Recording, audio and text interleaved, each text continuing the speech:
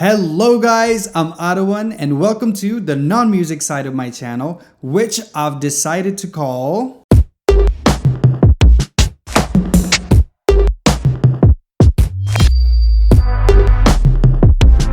Through these videos, I've finally decided to give form to my endless obsession with pop culture and analyzing the psychologies and the philosophies of the art that I consume. Are you excited? Yeah. And for my first video, I was sitting very overwhelmed with all the movies and the TV shows that I could talk about today. But I decided to go with the movie that I absolutely love. Aww. And the movie is, drumroll please, I'm in love with the Coco. Okay, before we start talking about why I love Coco so much and why I've watched it like 15 times in English and then about 3 times in Spanish again, let me introduce a little bit about myself. I'm basically a kid who lived in rural Nepal until I was 12 and then lived in Kathmandu until I was 18 when I decided to follow my dreams of being a burnt out adult in the United States. I'm a therapist by trade and a nerd by birth. God, talk much about yourself? With that, let's get to talking about why I love Coco so much. And obviously, before we get into the specifics of the movie, I gotta tell you that there's going to be spoilers for the movie Coco. Also, if you've not watched the movie by now, what are you doing? What are you doing here? Go watch it and come back right now. Do it now. I'm in love with the Coco. Now, can you name any other topic to write a story about that is more timeless than dreams? On top of that, teenage dreams. I feel like the angst of being a teenager makes the experience of having a dream and a personal glory so much more intense and so much relatable to everyone. For the first time in my whole life, I know what I want to do. Maybe it's the urge to oppose your family's ideals to build your own. Maybe it's the simultaneous pressure to fit in and to be your own person. Or maybe it's the realization that there is a big world out there and there are figures to look up to who have conquered this big world in so many aspects. Whatever it is, the fable of a teenager daring to dream speaks to an audience of all ages all over the world, including me. And Coco is the story of this teenager, Miguel, who is ready to do anything for his dreams, from challenging his family by breaking the one strict family rule of no música to stealing a freaking guitar from his biggest idol's ofrenda. And heck, even traveling to the world beyond death, although unknowingly, just so he can play at the plaza with the mariachis. Now, the reason why this story specifically speaks to me on a personal level is because I've always been kind of a daydreamer. When I was 12, I wanted to be a Power Ranger. I've wanted to be a rapper, a psychologist, a storyteller, which is part of why I'm doing these YouTube videos. But most of all, my dream is to become an artist and create art that helps me seize the moment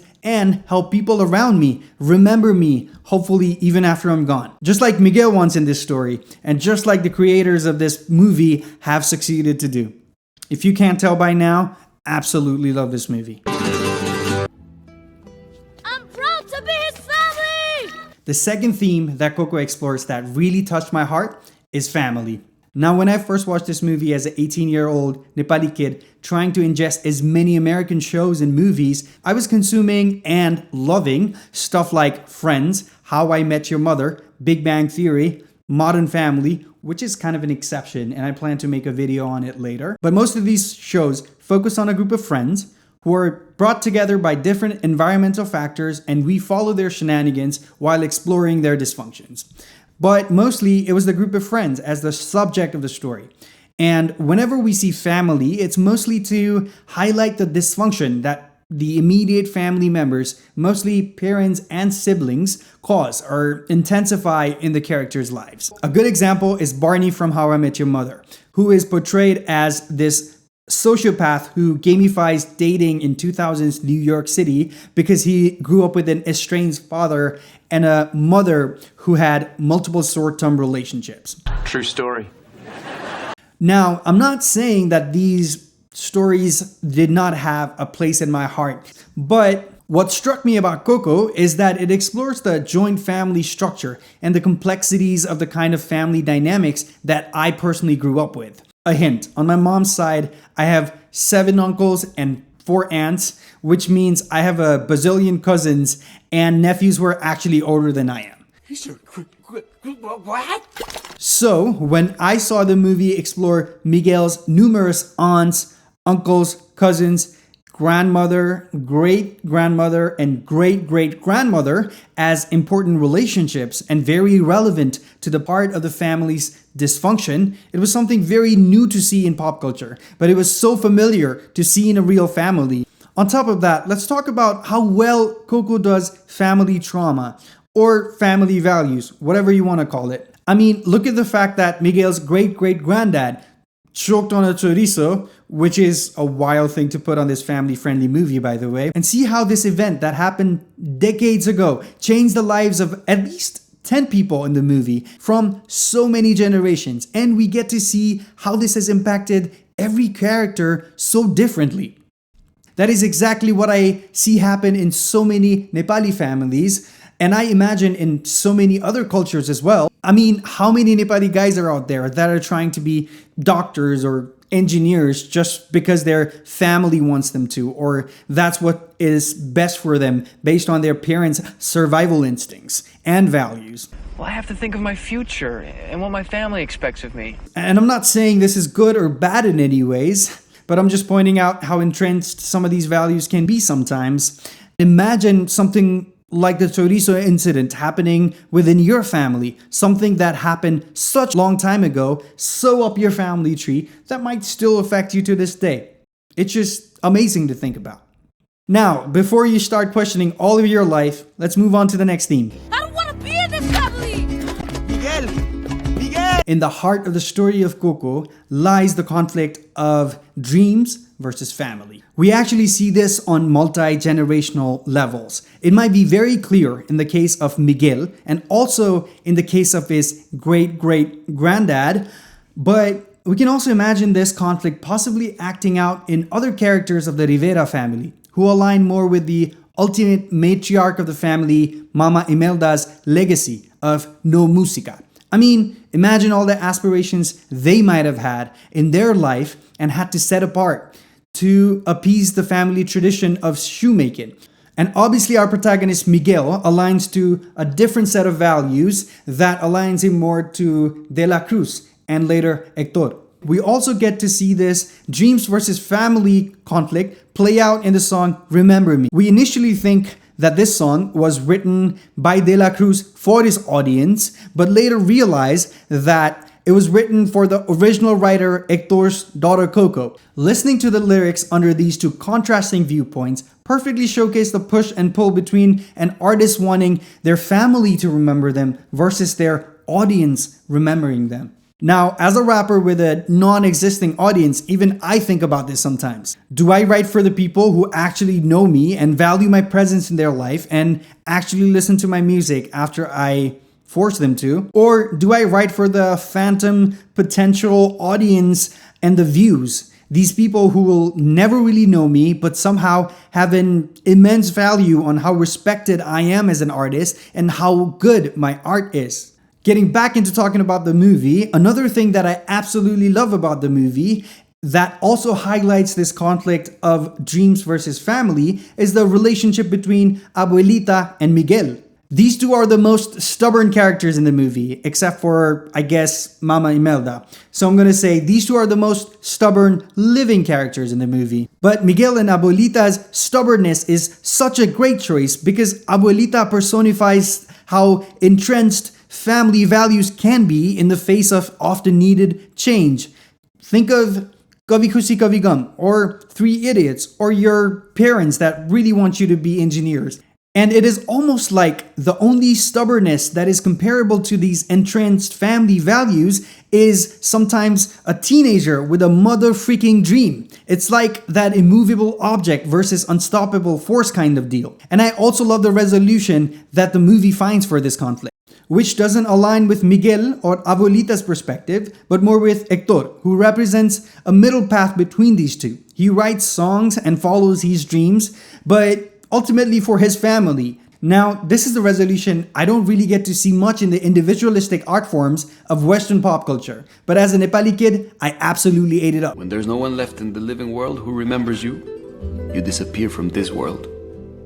We call it the final death.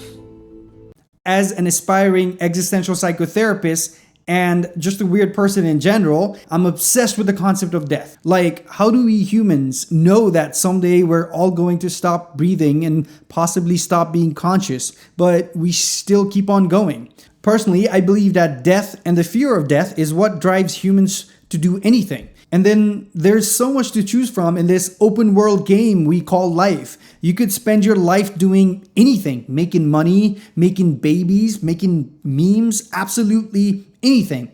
So how do you choose what exactly to do while ignoring but obviously waiting for your death? Well, Coco offers a beautiful answer to this. One of the most beautiful things about this movie is the concept of two deaths. The physical death when your body dies, and the second death, when no one in the living world remembers you anymore.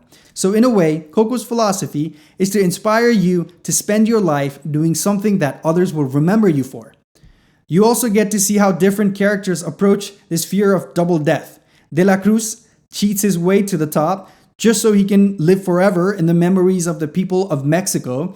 Mama Imelda creates a strong sense of legacy in her family to live forever in their memories. Hector, the estranged father and failed artist, tries desperately to live in the minds of his beloved daughter Coco. And then the song he wrote for his daughter becomes the tool that is used to finally remind his amnesiac daughter of him. Don't let it make you cry. Remember me. Oh, I have to travel far, remember me. I'm sorry, it's hard to hold back tears when I think about their relationship. Don't let it make you cry. Anyways, Miguel starts out aligning with De La Cruz, but later reconsiders after realizing how brutal that seize the moment philosophy can be if you do not balance it with something else, like family or friendship, that grounds your ambitions. He finds out that De La Cruz's ambition led him to making his friend... He choked on some chorizo! Also, the big reveal scene where the dead audience finds out of the true identity of De La Cruz is also one of my favorite things of the movie. It reminds me of how easy it is to sway an audience, specifically in today's world of mass media marketing.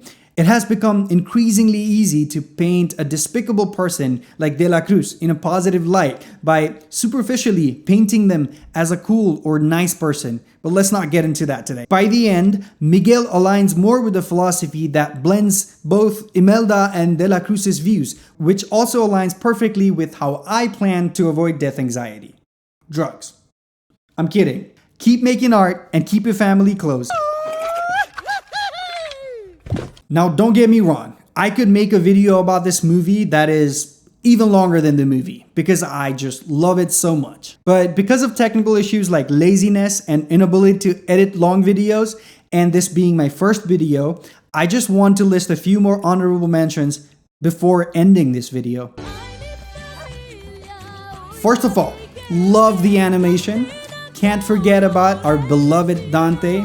The Frida Kahlo reference that connects all themes of death, pain, family, art, and Mexican heritage. And obviously the rich Mexican culture, which I hope the movie has portrayed well. And let's not forget about the music. I spent all of 2018 and 2019 listening to both the English and Spanish versions of the songs. Again, if you've still not watched the movie, what are you doing? Alright guys, that's it for today. Thank you so much for making to the end of this video. I hope to make more of these videos soon. Please stay subscribed and...